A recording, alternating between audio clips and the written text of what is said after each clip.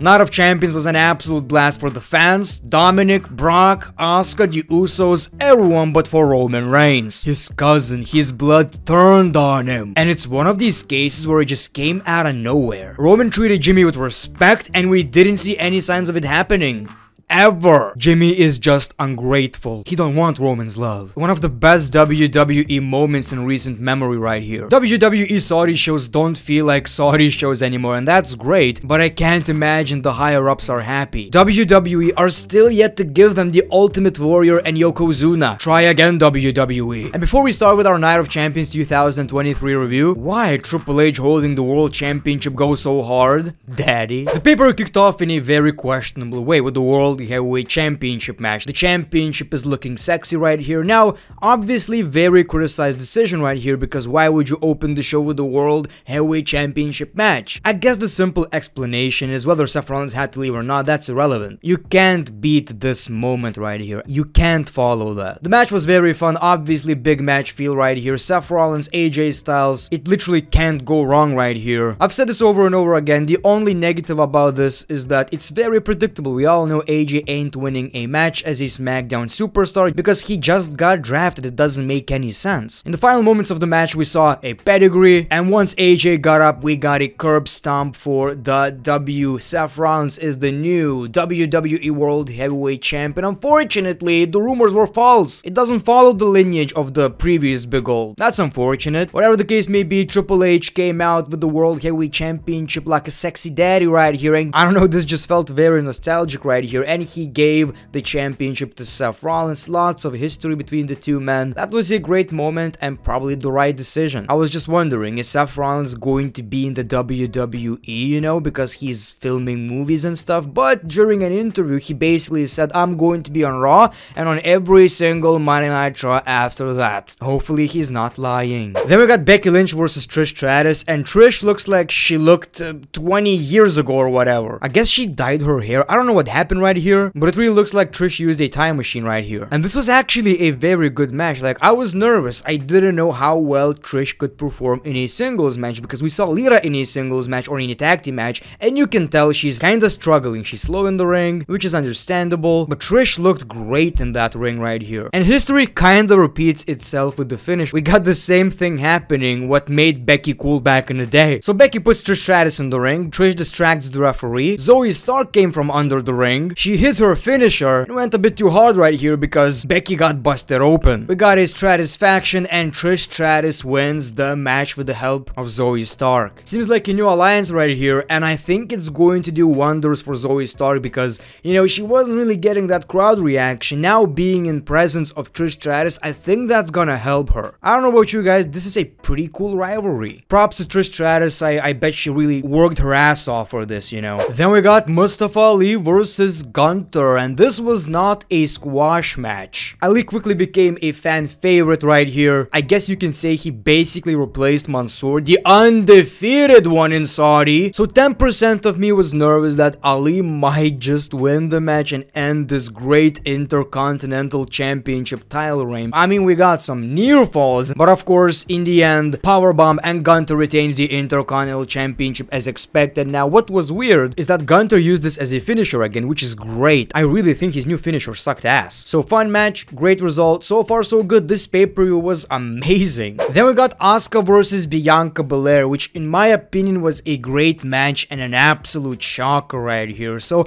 I knew there was a chance Asuka might win because she got, you know, repackaged and all. But like I've said, Bianca is slowly turning into John Cena. Whether it's good or bad, I don't know. I'm just saying you can always bet on Bianca winning. So the match was really fun, but I gotta tell you, man, one of the most creative finishes I've seen in a while. Instead of spitting on Bianca with the mist, she spits on her arm, and when she was about to get hit by a finisher, she puts the blue goo in her eyes. Shit was burning. Asuka kicks Bianca in the face, a kick to the back of her head, and Asuka became the new Raw Women's Champion. That was awesome. Really happy for Asuka right here. It seems like she was kinda, you know, not doing anything in the WWE. So finally we got the Asuka that we needed for a while. The only problem I have with this is that Asuka is a SmackDown superstar, so you didn't fix the problem. Hopefully Asuka is going to introduce a new championship, a WWE Women's Championship or WWE WWE World Women's Championship. It doesn't matter, but you gotta fix that shit, man. Then we got the match of the night. Natalya versus Rhea Ripley. These two women traveled to Saudi for like a 90-second match. The match starts, Natalya is distracted. Rhea Ripley attacks Natalya, beats her up around the ring. They get back into the ring, finish her, and Rhea Ripley retains the SmackDown Women's Championship. But that was the moment of the night. That was right here, the moment of the night. Everyone deserves a boyfriend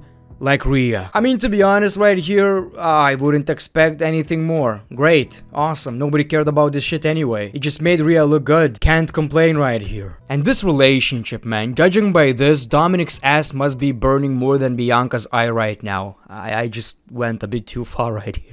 It was time for Brock Lesnar versus Cody. So people, I honestly don't even know how I feel about this. I'm going to give it the benefit of the doubt. Cody was using his plutonium arm as a weapon right here, which was cool, I guess. The majority of the match was basically Brock Lesnar doing a Kimura lock. And it's one of these cases where you just gotta, suspend your disbelief. I look at WWE like it's a movie, right? But even then you're like, okay, man, come on. Cody? Really, Cody? You're not gonna tap out? You ain't doing that with a broken arm? Kimura lock? Are you serious? Again, it's wrestling, you gotta let it slide, I understand. But that was a bit absurd. In the end, Cody didn't tap out. He passed out and Brock Lesnar won the match. So I'm not gonna complain too much. The match was fine actually, it was entertaining for what it was. Now it's going to be the third match, the one that actually matters, the one with a meaningful result. I just have mixed feelings over this whole thing. Boy, our asses got spoiled. The third main event of the night. The Bloodline versus Sami Zayn and Kevin Owens. Sami Zayn introduced himself and Kevin Owens in Arabic. And Sami Zayn being right here is a huge deal. So that was great, he got a great crowd reaction. And the match was really, really fun. At times I get tired of this whole Sami Zayn and the Bloodline thing. But since it wasn't the Usos, it was something different, I like the match. I think we got many cool spots. And I gotta tell you, man, the finish was more than I was ready for, than I was expecting. So the match is going fine. It's obvious that Sami Zayn and Kevin Owens have the upper hand. So what do you do in that situation if you're Jimmy and JD Usos? You interfere. So they helped Roman Reigns and Solo Sikoa super kicked Sami Zayn. But when they tried to do that again, they accidentally super kicked Solo. Roman is shocked. He gets into the ring and says, "What are you doing right here?" Roman doesn't want to see the Usos right here. He never asked for the help. He hates the fact that the Usos interfered again. He pushes Jimmy. Jay touches him. Roman says, "Don't touch me." He pushes Jey Uso, he pushes him again. No, they want no more. He turns around and Jimmy Uso super kicks Roman Reigns. Jey Uso is shocked. Why are you doing this? We gotta do better than that. Jimmy simply says, "I did what you should have done a long ass time ago." And my favorite moment of the night, Jimmy with that boom, he pulled the trigger. My man doesn't care anymore. He doesn't want to be a part of the Bloodline. Jay wanted to help Roman. He doesn't want this to fail, but Jimmy made him leave together. We see Solo in the ring, stunner, Helluva kick. Sami Zayn and Kevin Owens retain the Undisputed Tag Team Championships as Roman Reigns is looking angry, shocked, and disappointed. This was kind of Sami Zayn's payoff. This was Sami's moment right here, even if it's not the WWE Championship. That was kind of the end of the Bloodline right here, man. I bet Jay is really going to choose Jimmy Uso. Great moment, can't wait for SmackDown. That was a cliffhanger. Hopefully they're not gonna drag for way too long to the point that we don't even care anymore. And I hope Jimmy is not,